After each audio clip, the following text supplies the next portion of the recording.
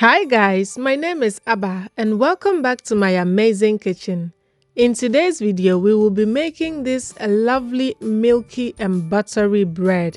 It's so easy to make and absolutely delicious. We need just few ingredients, so come along and let's get right into the video. In my mixing bowl, I'm going to add in my salt, and I'm intentionally adding my salt first because I don't want it to come into direct contact with my yeast. I then add my flour. I'm using bread flour, but all-purpose flour will work as well. Now add your sugar, your yeast, and mix everything together until well combined. In a separate bowl or a jug, you are going to crack in 2 fresh eggs, and you want to make sure they are at room temperature for best results. Add in about a teaspoon of vanilla extract and then add your milk. Beat it very well until the eggs are loosened and everything is well combined, and set that aside for now. To my dry mixture, I'm going to grate in half of a whole nutmeg, which I almost forgot, but hey, I'm a Ghanaian, we put nutmeg in everything we bake. You can definitely make this bread by hand, but for the sake of convenience, I'm going to use my stand mixer with my dough hook attached. On low heat, I'm gradually going to add in my wet mixture until the dough comes together. So at this stage, we are not kneading, but we just want the dough to come together. So I let this go for about 2 minutes or maybe 3 minutes until a ball is formed. So if you are mixing by hand, this is the texture you should be looking out for. The dough is not yet kneaded, but it's still a bit tacky and soft, and that's exactly what you want. Now we are going to add in our butter, and I have cut my butter into chunks, and as you can see, the butter is very soft. It should be at room temperature and very spreadable. So whilst my mixer is running on a medium speed, I'm going to be adding in my butter until everything is well incorporated.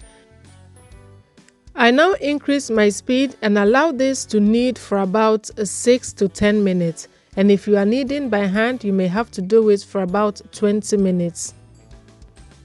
And now, as you can tell, our dough has become very stretchy, and you can see that it's not tearing when I stretch it all the way out. Oil your mixing bowl with about a teaspoon of oil and then add your dough. You also want to coat your dough lightly with some of the oil. This will prevent your dough from sticking to the sides of your bowl whilst it rises. Cover with some cling film and set it at a warm spot and allow it to double in size.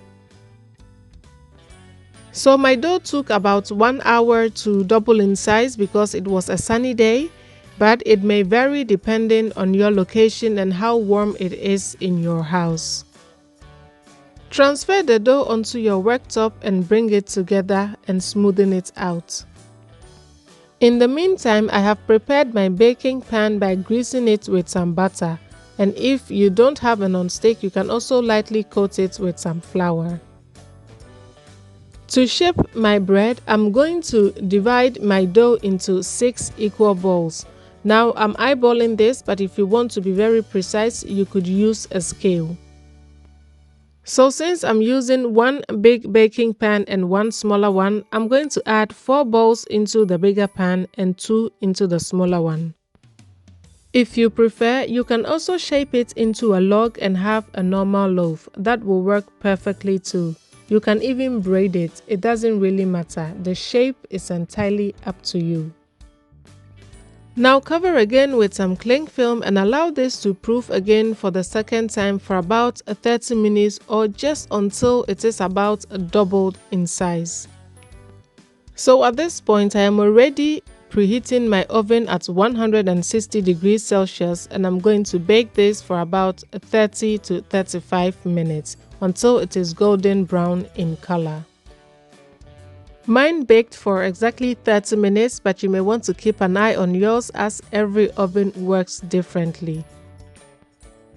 And after 30 minutes, this beautiful loaf came out of my oven and I allowed it to rest for about 5 minutes in the pan, and now it is cool to the touch, so I'm going to allow it to rest on my cooling rack.